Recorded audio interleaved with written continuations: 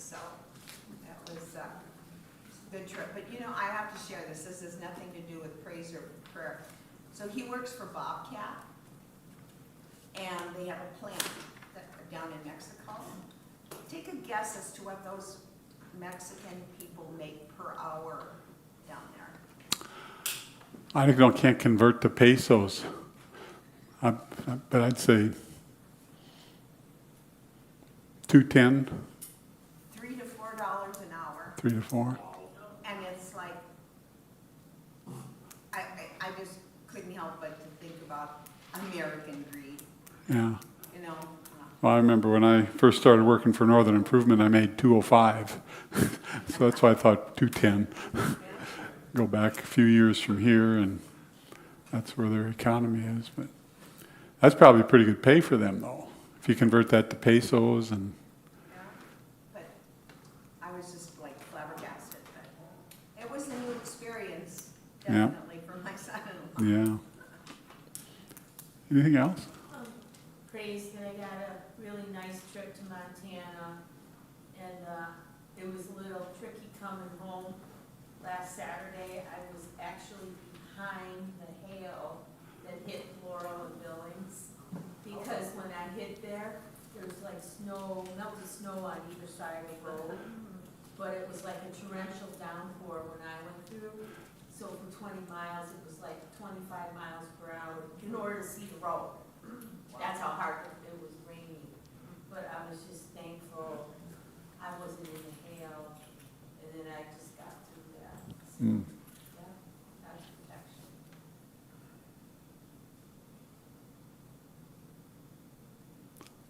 Praises for an uneventful event last night, other than being heat wave closing it down. But I thought President Trump's speech was great, and he said God is still writing United States destiny. Yeah. Well, I think he's written it already. We just don't have our able to. it's written, yeah. I don't know, there was something that went on. Carrie and Kurt came out, and then we went for a bike ride. And they wanted to go on a long one, so we were zipping through, and we were on the bike trail up by River Road, right by the river. And sheriff's cars came zipping down to the river. We got up a little bit further to where you cross over and then go down underneath the freeway, and an ambulance pulling a rescue boat came by. So that tells me somebody is missing in the river. So you never hear about those things. So did anybody hear anything? Has anybody followed the news?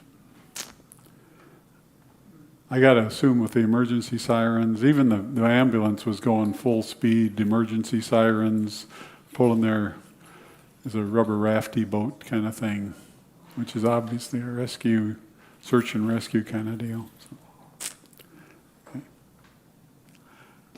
Anything else? Looks like you're preaching today, huh? Got a suit on.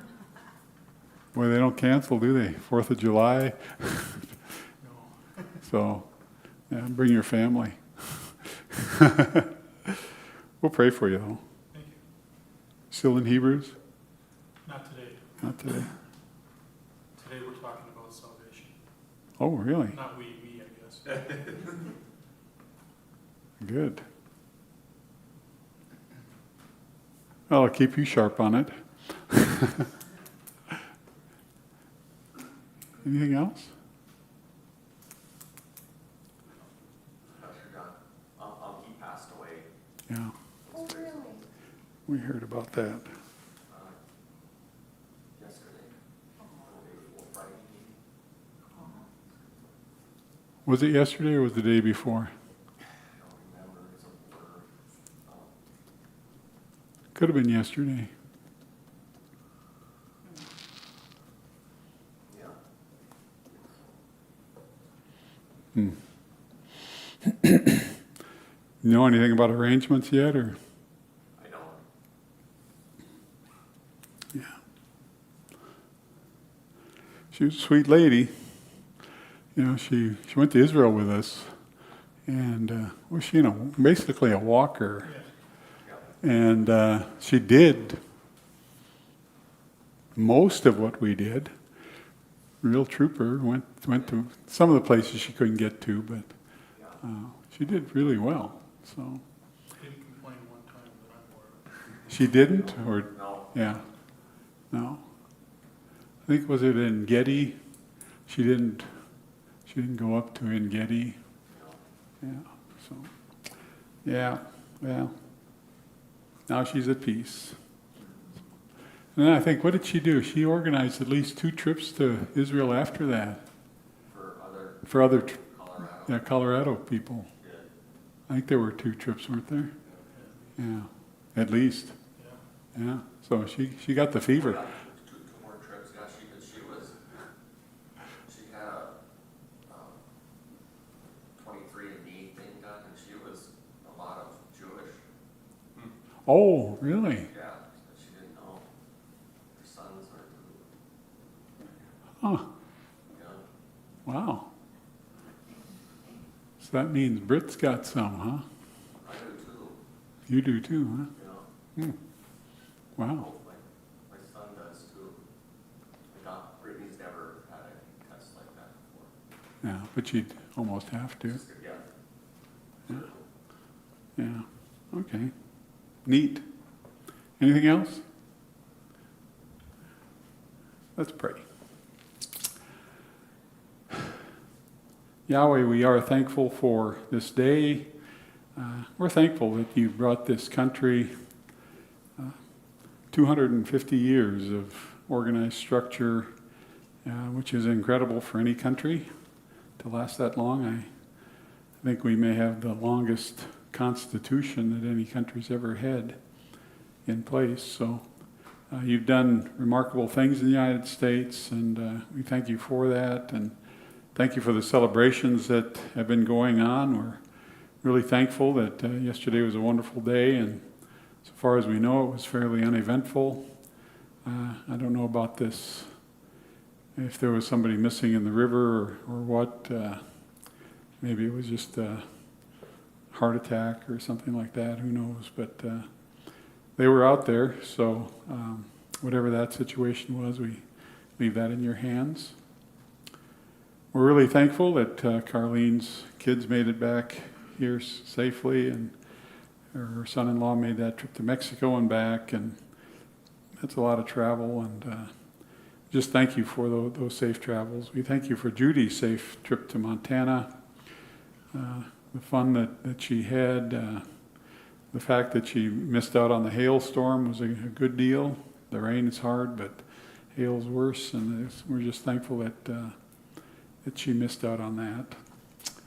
And we do pray for Mark this afternoon, that first that some people would come. I know this is the 4th of July, so it's going to be tough, and so we would pray that some people attend, and especially when there's this very important message of salvation that he's going to present, give him encouragement and words of wisdom, and just help that to go well.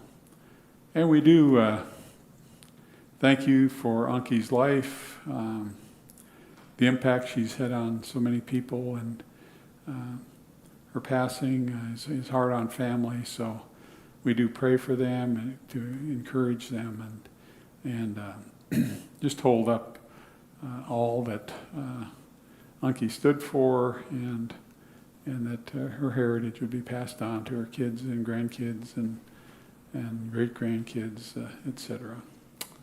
We thank you now for this time that we have. We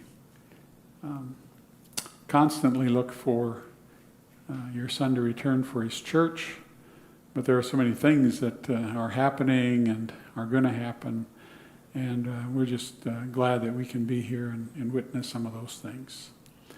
We thank you that President Trump had a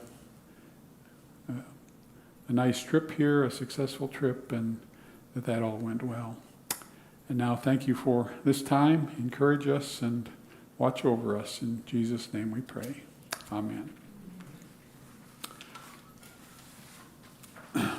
As I said last week, and we kind of did a speed intro to Ezekiel, the book, and we introduced it. We talked about some of the main themes and some of the outline of the first 37 chapters, which is pretty remarkable. And we can say we studied 37 chapters of Ezekiel in one Sunday school class. So I guess study wouldn't be the right word for it. We kind of reviewed it, looked over it. And today we're going to continue and look more closely. We started Ezekiel 38 last week. We basically looked at the players involved, Gog of Magog, and then the coalition that he builds. And so we've kind of looked at that, and we're going to pick up from there today. Did anybody think about Ezekiel during the week? Little bit, but you couldn't find your book. Couldn't find that one book. Yeah. To review, but Yeah. Anybody else give it any thought? I thought about it because I had studied it last year with Dick. Uh-huh. So I told Amy to really just reopened it all for me. Oh, good, good. Well, and I just started, I've read it before, but this time paying more attention, I guess. So Yeah. I'm not very far. I'm certainly not good. Yeah. Certainly springs your bells, doesn't it? Yeah. The imagery is remarkable, and you can get kind of bogged down in that. Yeah. Anybody else? I think it's incredible just that this was written, 2,600 years ago, and just the alignment happening before our eyes is just amazing. And a lot of people have no idea Yeah. about this Yeah. prophecy, Yeah. and I just think it really helps. And I think that's the study of Bible prophecy. It's a great apologetic for why God's word is true. Yep, it is. Of course, you couldn't convince people that this is actually Right. starting to unfold right now. But when you read Ezekiel 38 and 39 and you watch it unfold and you say, well, look, you can see it. But people don't want to see it, so they don't. So. Well, good. I'm glad that we got kind of your juices going a little bit. We're going to look today at Ezekiel 38, 14 to 23, and then the first 6 verses of 39.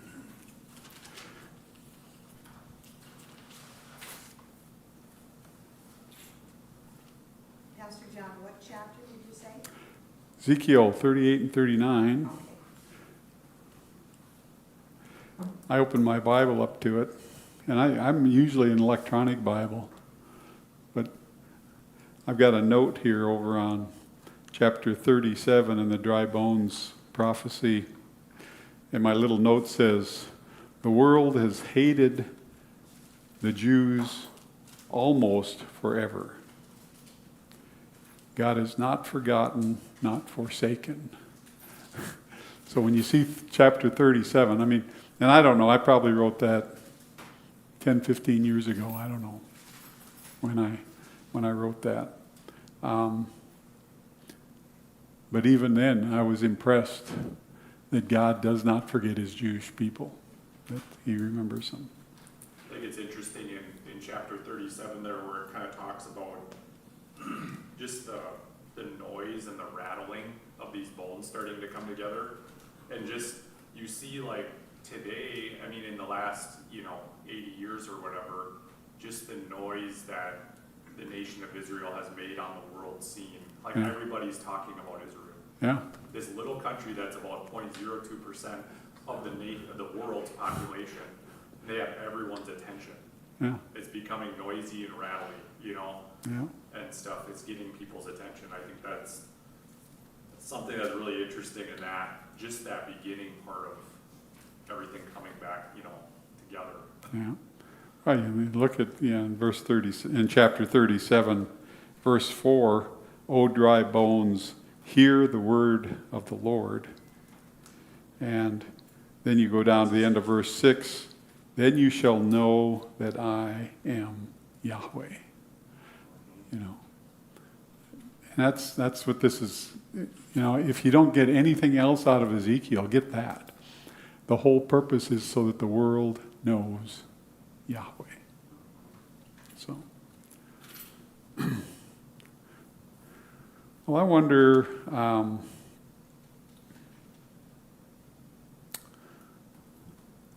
I think it would be good for us to read this.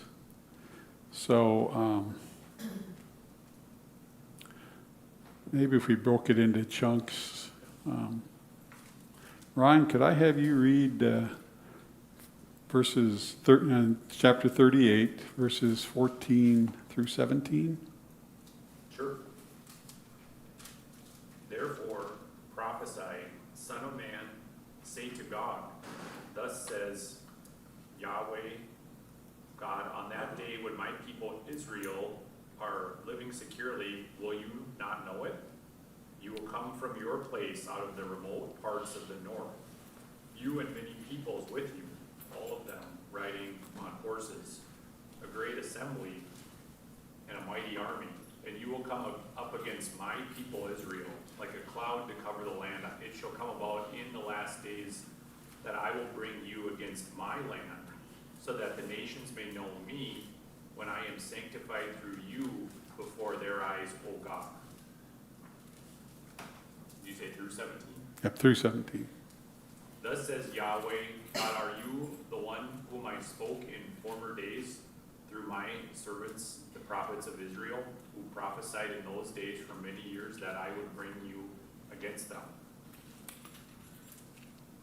Mark, would you do 18 through 23? Sure.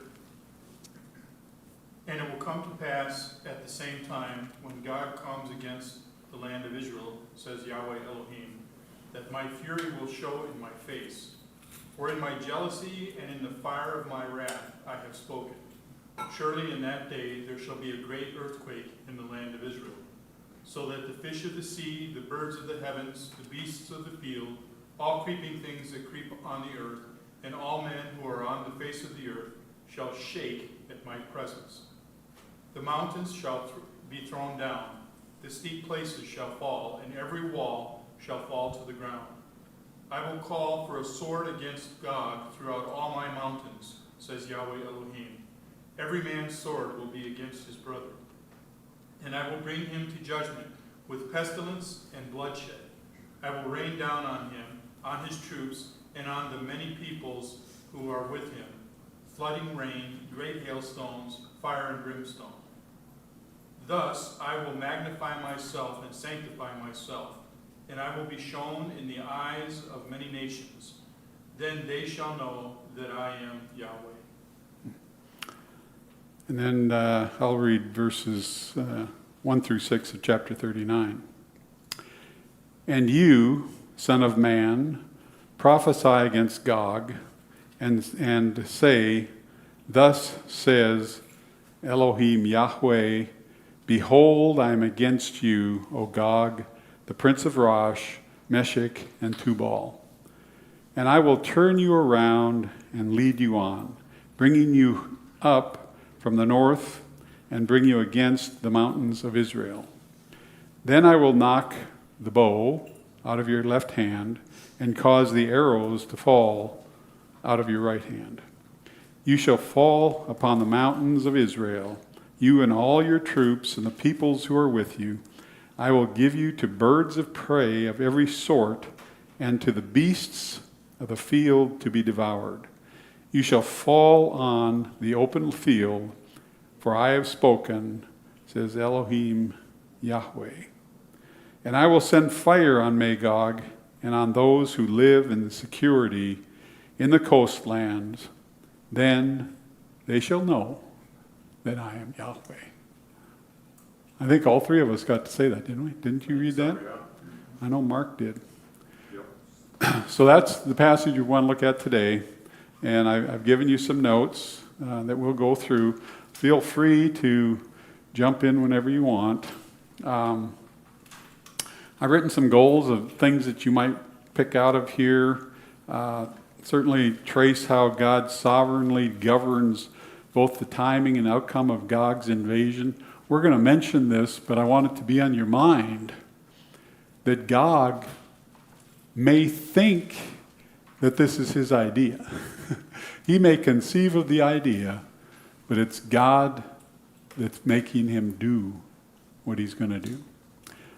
So you can see God sovereignly work in the timing of this invasion. You'll want to be able to describe the multifaceted supernatural judgment God brings upon Gog and his hordes.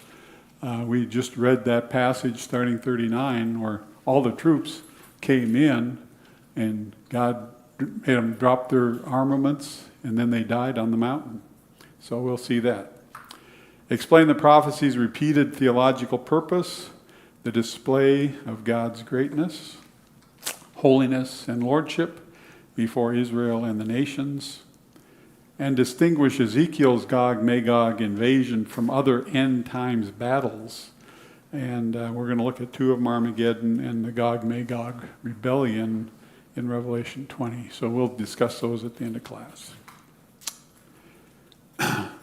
The outline, Ezekiel 38:14-23, the attack and divine response. 39, 1 through 6, further defeat of Gog and a fire on Magog. And then I've listed some key passages. If you are inclined to memorize good verses, these are good ones to memorize, just so that you understand the book. Ezekiel 38:16, you will come up against my people, Israel, like a cloud to cover the land. It will be in the latter days that I will bring you against my land, so that the nations may know me when I am hallowed in you, O Gog, before their eyes. I mean, to think about that verse, God is going to be honored. And they're going to be hallowed by other people because Gog has a change of mind. Ezekiel 18:23, thus I will magnify myself and sanctify myself, and I will be known in the eyes of many nations. Then they shall know that I am Yahweh. Ezekiel 39:6-7, and I will send fire on Magog and on those who live in security in the coastlands, and they shall know that I am Yahweh. So I will make my holy name known in the midst of my people Israel, and I will not let them profane my holy name anymore. Then the nations shall know that I am Yahweh, the Holy One in Israel. And of course we didn't read verse 7, but that's all right. And then we didn't read verses 21 and 22, which is kind of the whole summary of 38 and 39. So I want to give it to you now so you can kind of keep this in your mind. Ezekiel 39, 21 and 22. I will set my glory among the nations. All the nations shall see my judgment, which I have executed, and my hand, which I have laid on them. So the house of Israel shall know that I am Yahweh, their God, from that day forward. Now remember, the other places it always said, the nations will know that I am God. Now finally here, he says in 21 and 22 of chapter 39, that Israel will finally come to a point.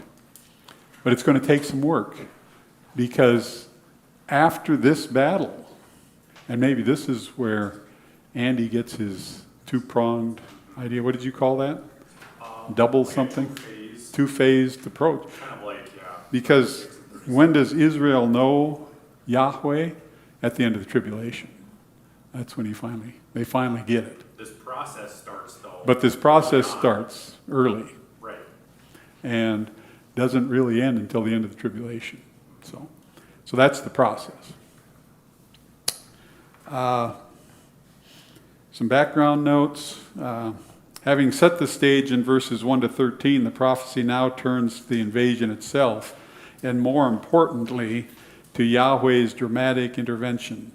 The movement is clear. Gog advances in overwhelming power and numbers, like a cloud to cover the land. I mean, this is a big, big attack on Israel. But when he comes against Yahweh's people, Yahweh's fury is aroused. What follows is not a conventional battle report, but a theophany-like display of divine wrath that dwarfs all human military strength. I mean, we're talking about a really good army, precise, huge, like a cloud descending, the numbers, and God's response dwarfs that. I mean, that becomes like nothing. The emphasis throughout is not on Israel's prowess, but on Yahweh's direct action. Israel, and as we'll talk about, is getting their security in their military strength. That's why they're living in security today, because they trust their military. And we will talk about that as we get into this. This fits the broader biblical pattern in which Yahweh fights for his people, as seen in Exodus 14, Joshua 10, and 2 Chronicles 20.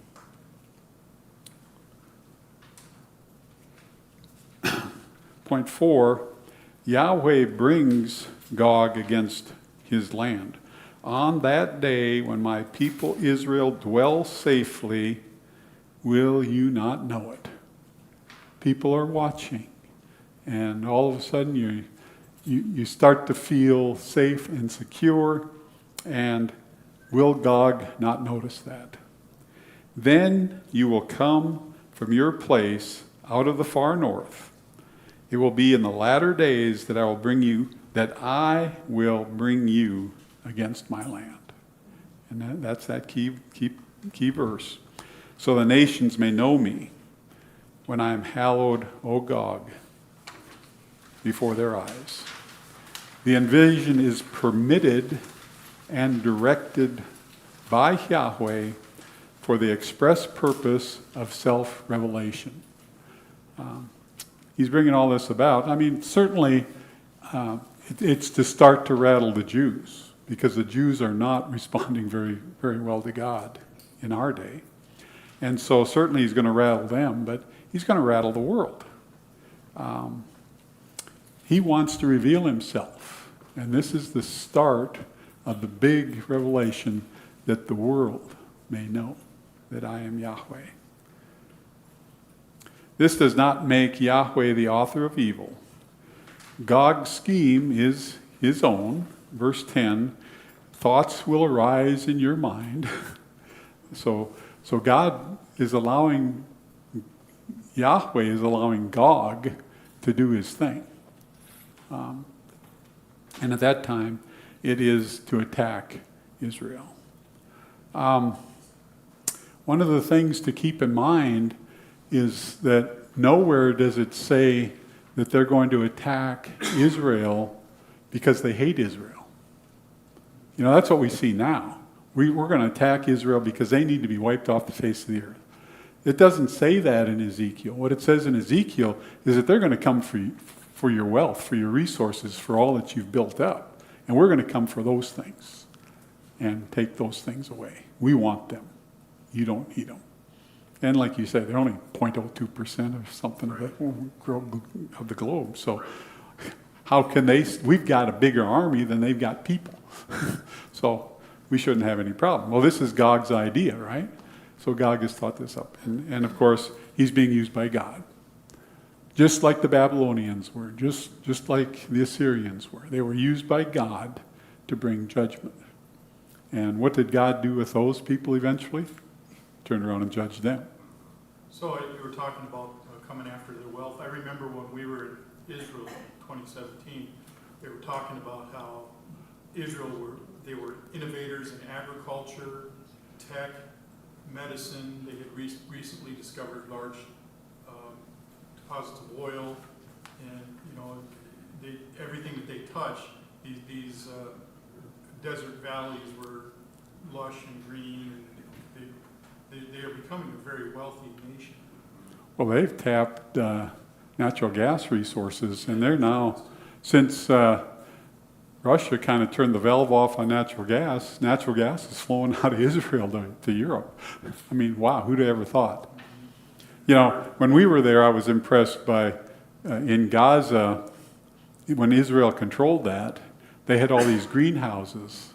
And one of the things they mentioned was that they had the ability to grow enough strawberries for all of Europe. And then as soon as that went over to Palestinian control, the greenhouses were gone. They were set up, they set up for war instead of continuing what Israel had started. So like you said, everything they touch seems to turn to gold. Yeah. So. I heard too, they have, I don't know if it's recently kind of discovered, I don't know if it's the Dead Sea, but just they think there's billions, if not maybe $1 trillion in minerals, like, or some, you know, there are minerals that they have, like that, they believe that they'll be able to turn that into be able to sell the minerals that people need for different things, but I think it's in the Dead Sea or something, Yeah. you know, because it's just, there's so much salt and all So it's other not things. dead. It's not dead. It must be something. I don't know. But Can't grow anything in it. Yeah. yeah. So I mean, that's another thing that is on the horizon, maybe too, that they're going to become wealthy. But I think, you know, you look at this Abraham Accords and all these peace deals. Like Trump's really pushing peace, and everything's about money and a deal. Yeah. And I think somehow through all this, God's using him to I think it'll become Israel's gain of wealth even more. Oh, yeah. And I think that is going to lead to some kind of hook in the jaw that's going to make them want to think that, hey, we can get what they have. Yep, they want it. They want it, yep. Yeah. So, I'm sorry, we weren't here last week, so I'm not exactly sure what time period we're talking about. Right now, Netanyahu has just said that Israel is going to arm themselves. They're going to make their own bullets and missiles and all And that. kind of they are stuff. doing that, yes. To me, that goes against this thing about there will be dwelling without walls, without bars nor gates. If you're peace through strength, you have a great army, and I'm confused. Yeah. Where We're going to talk about that very issue, but let me give you part of it now. We'll hit it again so we remember. The peace, and Arnold Fruchtenbaum defines what the Hebrew actually is. It's security in your ability to defend yourself. So that gives you great peace when you think nobody can touch you. So when you've got the Iron Dome and you've got your own munitions and you don't have to depend on anybody for bombs, people stay away from you because, as we find out, you attack them, they're going to attack back 10 times stronger. So eventually people are going to kind of stop. So back to your question, when does this fall? There's disagreement about when this actually happens. I believe it's pre-tribulational. So it happens before the tribulation. Some people think it happens right at the start of the tribulation. So, you know, you can kind of defend both points, both times. So we really don't know. I still pretty well sit pre-trib because you got to clean up weapons for 7 years. And if it happens anytime after tribulation starts, that bubbles into the millennial kingdom. So you end up with some timing issues. But I think it's going to be, now I'm going to get very specific of when I think it is. I think it's going to be after the rapture. I think the rapture is going to happen. The world is going to be in turmoil. Little old Israel, they're at peace. You know, everybody's all hurrying, scurrying. They've got all they're all lined up. They've got everything together for them, and they're living at peace. And even when we were in Israel now, they have towns without walls. So there are a lot of them, actually. So I think after the rapture, the U.S. power is pretty well neutralized. Gog says, man, we've hit tough times. We need to go now and get what Israel has and take it from them. So I think that's why it happens. So that happens. What we're about to talk about happens. All this stuff happens. And then the world is in turmoil. Antichrist rises up, signs a deal with Israel, which marks the beginning of the tribulation. So the day they sign that document, and make peace. So that's making a deal with the devil. You know, it kind of looks like Trump made a deal with the devil. Israel's going to make a deal with the devil, and that's going to start the tribulation. The tribulation is for the Jews. They have to get back to their position of what they're supposed to be doing. And what are they supposed to be doing? Making Yahweh known to the world. Then the world will know. Well, first they've got to learn who he is. So they're going to learn who Yahweh is. They're going to come to some understanding. Eventually, after 7 years, they're going to recognize that Yeshua, Jesus the Christ, was the Messiah. They will turn to him as a nation, and that'll be the end of the tribulation. Christ will return, millennial kingdom will start. Yeah, that's the big one, right? That the Jews finally recognize that Yeshua is Messiah. That's a big deal. They acknowledge Elohim, like, maybe not as a whole nation, but they acknowledge Elohim at least some of them do, but it's Yeshua. There are Christians living in Jewish Christians in Israel now, but they'll be raptured, remember, so they're going to be gone. So Jews are going to be left to themselves. I think it's interesting too how he sets aside the 144,000. Yeah? And he's using Jewish people to make himself known to the world. Which is what they were supposed to be doing. Yeah, and he's finishing that story. He's finished. Like, Mm-hmm. this is what I've always wanted for you guys. Yeah. You know? And then through that, persecute, they'll come to know who Jesus is. Isn't it amazing that all the detail that we have and how this all fits together? When you read that little booklet on anti-Semitism, Andy Woods actually gives a lot of detail about how Satan is working through various times trying to destroy Christ's millennial kingdom, really. So how is he going to do it? First, he's going to stop Israel from being a nation. He's going to stop the birth of Jesus. He's going to destroy the church. And he's going to do all these things and fail, of course. Right.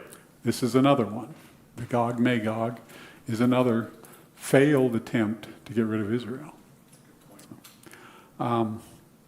Middle of that paragraph on page 2, rather, it demonstrates that no human plan can escape or thwart the divine purpose. So as much as Gog wanted his plan to work, did we answer your question? Yeah. You're caught up now? Okay. No matter how hard Gog has thought about his plan, he's organized these countries, he's built this coalition, and remember that map I showed you, they're from all around Israel coming in and attacking Israel. And God's purpose is different than that. And no amount of human planning is going to work out.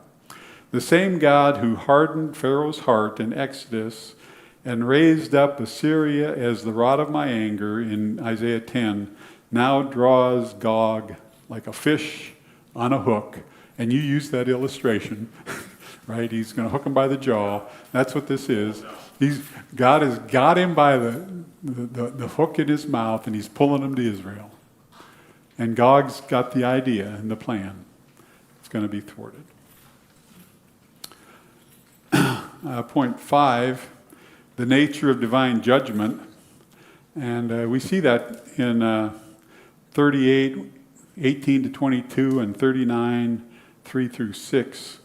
When Gog attacks, several cataclysmic events occur simultaneously or in rapid succession.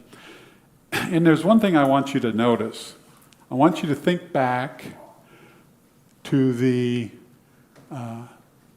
things that happened before the Exodus, in the book of Exodus. the 10 different judgments that God passed. Think about, if you can, and if you remember the cups and bowls and things in Revelation and that series of judgments, and then compare them to this series of judgments and see if God doesn't operate much the same throughout history. He uses kind of the same judgments over and over again. So, great earthquake. Remember in Revelation, the earthquake is so great that it levels all of the mountains of the earth. And what does it do? It raises Israel to the highest point on earth. How in the world does it do that? Well, God does that. So the great earthquake, a great earthquake in the land of Israel, shakes creation itself. Fish, birds, beasts, and all people. Mountains are demolished, cliffs collapse, and every wall falls.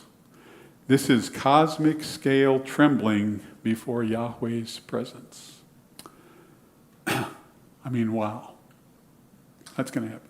Internal confusion. Every man's sword will be against his brother. As the invaders turn on one another in panic or divinely induced chaos. So things go crazy, they get bad. Pestilence and bloodshed. Yahweh brings direct judgment through disease, violence, and widespread bloodshed.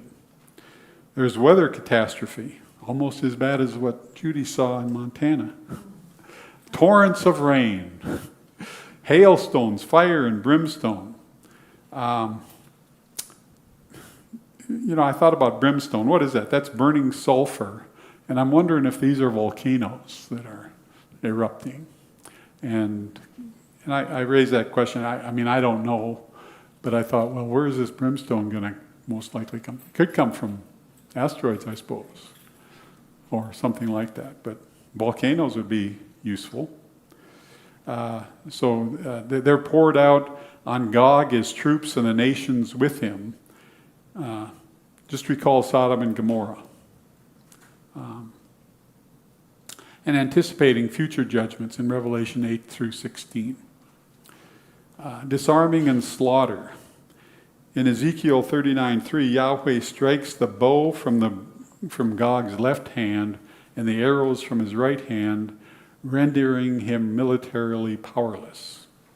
Gog's hordes fall on the mountains of Israel and become food for birds. Okay, you all know carrion birds are like eagles and hawks and probably ravens, might be carrion. They eat dead meat. Turkey vultures don't eat anything that's alive. If it hasn't been dead for a long time, they leave it alone until it gets nice and ripe, and then they like it. So, and you've probably seen some turkey vultures. There's plenty of them. Yeah. I've told this to people growing up in rural North Dakota, you would see birds, birds of prey. There's probably 10 times birds of prey out there now that when I was 25 years ago. They're already coming. Oh, so we're getting more and more of them. Absolutely. I wonder if that's a global thing. Maybe that is. I bet it is. God's got to get the birds ready too. Yeah, and he's got to have enough of them. Look Yeah. what's going to be out there. Yeah. So they become food for carrion birds and wild animals. Ezekiel calls it a great supper of the great God. Wow. What a supper. That's in Revelations 19, 17 through 18. Fire on Magog and the coastlands. Ezekiel 39:6 extends judgment to Gog's homeland and to the distant coastlands, ensuring universal recognition that I am Yahweh. The cumulative effect is overwhelming. A proud, massive army is reduced to corpses on the hillsides by forces far beyond human control. Israel does not need to fight a conventional war. Yahweh fights for them. Wow.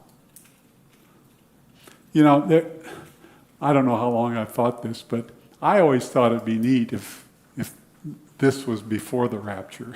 Because I'd kind of like to see it. Need to make a movie or something. Yeah. Make a, you know, after. I wonder if there is a movie, an Ezekiel You can movie. make a, yeah, But see how it plays out. yeah. I had a question too, and I don't think, you know, it's probably speculation, but, does it really say anywhere in here, like, how long this process takes place, like, in the sense of gathering the armies? If they're on horseback, that's gonna take a little bit of time, almost like the setup of it, and then the actual, when they attack or start moving in, is this gonna be days or a week, you know, or is it just, you know, within a day, everything is just judged? I don't know. I just think it's interesting, like how, because there's a lot of things about, there's pestilence. So it seems like there would have to get pestilence, you'd almost have to have It's got to take a some little time. bit of time for that to develop, Yeah. you know, and so that's why I was kind of wondering about, do you have any thoughts on that, or, you know, if that's something that. Well, you know, is when sad. God used Babylon to judge Israel, it took a long time. Well, right, that's why I'm just Took a long wondering time. about this battle. I don't know. Could be weeks, could be months. Or yeah, is it weeks to months Yeah, that it could- takes place? Maybe your guess is as good as mine. So are you guys saying, and this, I'm curious because, you know, I talk with guys at work, and I tell them we gotta read the Bible literally, but we understand that there's imagery in the Bible. Like verse 4, you know, your army of horses and horsemen, splendidly clothed, bucklers and shields, handling swords. Are we saying that they're not gonna have weapons of modern warfare, that they're literally gonna come on horses, and they're gonna be battling with swords? Or is this them writing to a people at a time where they can understand the type of war and what they're gonna come with them against? Like, we're really gonna be coming against with drones and tanks and rifles. Well, we talked about that a little bit last week, and I don't know if we ever came to any conclusion. We don't really know, because there are people that defend both sides of this coin. And in my thinking, he's just talking. He's talking to people so they can understand what he's talking about. So he's using the imagery of war as it was in their day. I personally think that they'll have modern weapons, and this will be a modern war, which would make it maybe go faster. But there are people that defend that modern war has been wiped out. So, I would tend to go with the last one because he describes the armament in such detail. yeah. And then I think, correct me if I'm wrong in this, but I think when we read something like that and we're wondering if it's metaphor or if it's just imagery, we look for an indication in the passage that points to the fact that it's imagery, and I don't see it here. Yeah. So, Yeah, there's no, they'll be like an army or, Yeah, or like this. yeah. So they go both ways on defending that. And like I say, I'd like to be here to watch it, but I don't think I will be, so, yeah. I think too, I mean, not to drag a bunch of supposition into it, but look at the nuclear armament race that's going on now. Who's to say that some kind of nuclear catastrophe doesn't occur and the nations of the world are no longer able to wage conventional warfare? I mean, the problem is we always want to interpret the scripture based on our current understanding of the world. We can't do that. We have to Things take- can change. Yeah, we have to take the word, the scriptures at the word. Same thing with the nation of Israel, where they, in the 40s or 30s, let's say, they didn't believe that these prophecies could be fulfilled because there was no nation Israel. Yeah. Well, you can't interpret the Bible through modern day events. Which is why they poo-pooed Darby. Right, exactly. They said, oh, you're nuts because there is no Israel. Right. And he's saying, there will be. Right. So, and he was right. If we have a EMP set, or EMP set off, that's going to, you know, when the power grids go down, it's going to be reduced to ancient warfare. It could be. Yeah. And that's one of the things that people have talked about happening. Did you hear him? An EMP goes off, electromagnetic pulse. If you shoot an atom bomb about 100, 150 miles in the air and it blows up, it erases the grid for the whole dome of its thing. Well, if you had several of these going off globally, you fry all your circuitry. They say in a place like the United States, we would be basically without power for 2 to 3 years. The generators that we currently use in our power plants come from Germany primarily. You have to order them 2 or 3 years in advance before you can get one. Well, if all of a sudden the world is all knocked out of these generators, they can't make them fast enough. They can't. Curious then, it's curious to think about then, who's making these weapons and where, you know what I mean? Taiwan. Taiwan. Russian chips. Making which weapons? What's that? Making which weapons? Like the swords and the shields. Well, they can hammer those out. You're always going to have. Well, they won't have machines. No, I think they didn't used to use machines to make them. But there's a certain amount of training to use them, isn't there? You're going to have to kind of know what you're doing, And to ride a horse and do that too. to get the horses to Yeah. mount this kind of an army. I don't know. A lot of detail. There's a lot of things I can't answer. All I know is this is going to happen. And it's going to be that attack all on Israel. God's going to defend them. End of story. It's going to happen. It'd be greater than any great war that's Yep. ever occurred. Ever, yeah. I've got a section there, the purpose. As you might guess, then they will know that I am Yahweh. That's that whole purpose.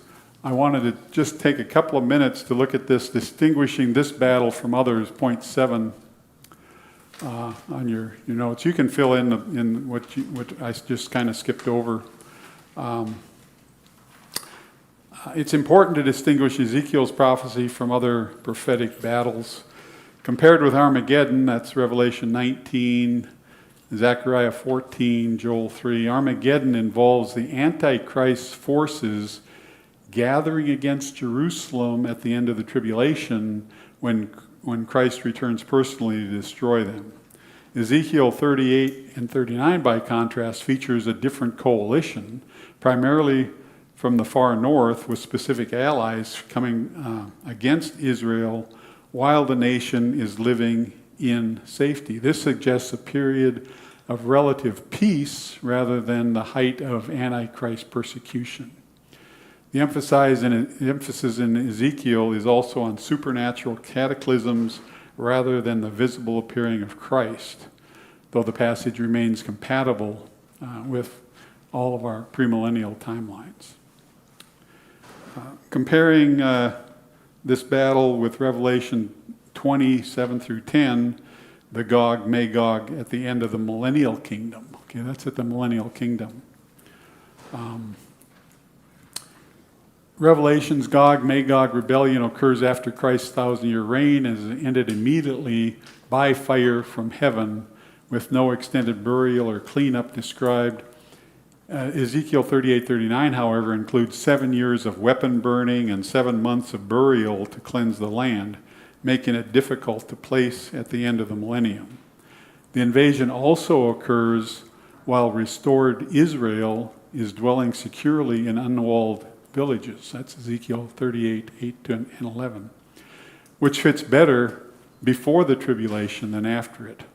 Regarding Israel's security, and this is what I wanted to make sure I got mentioned, Fruchtenbaum clarifies that the Hebrew term does not indicate peace, but rather confidence in military strength, a security rooted in the nation's own defensive capabilities. Fruchtenbaum further argues that Ezekiel 38:39 explains how the East-West geopolitical balance collapses. A Russian-led confederation invades Israel and suffers total destruction, with Russia itself experiencing massive divine judgment that removes it as a political force, thereby enabling the rise of a one-world government.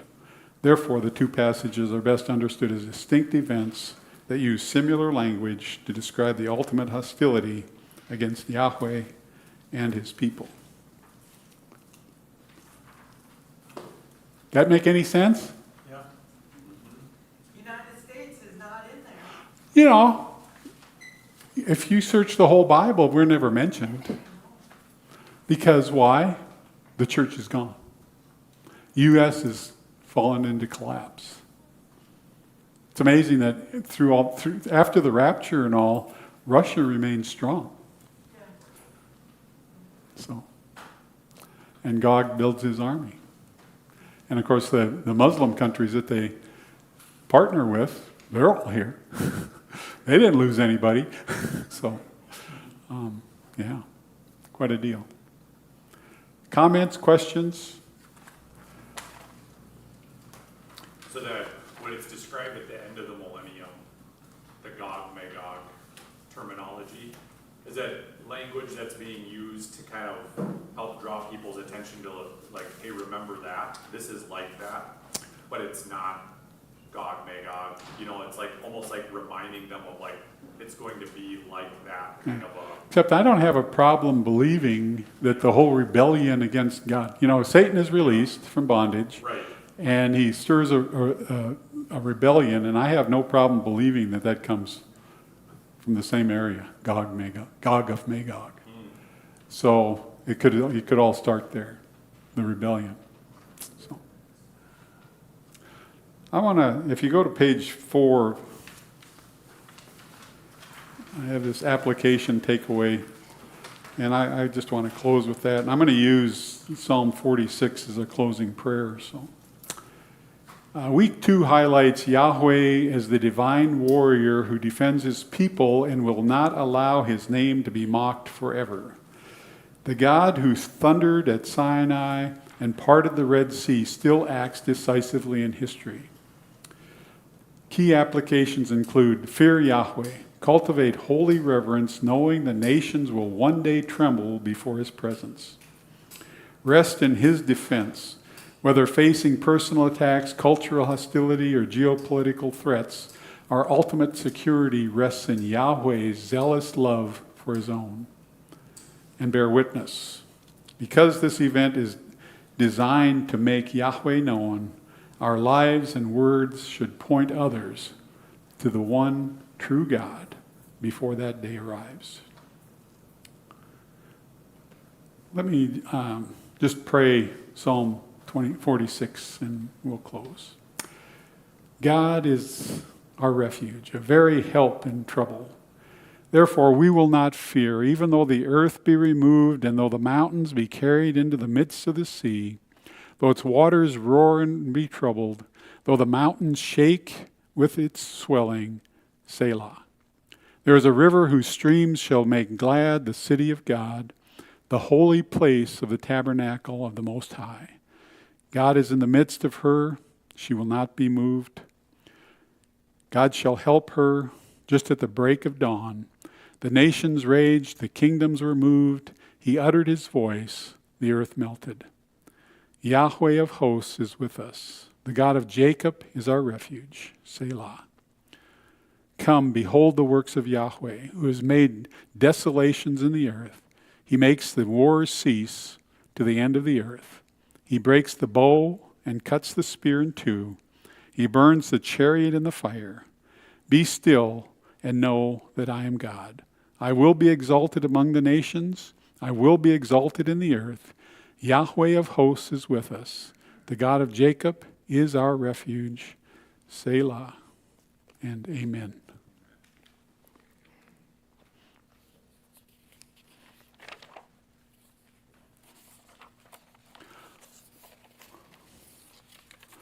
Well, I certainly didn't think we'd be able to fly through that.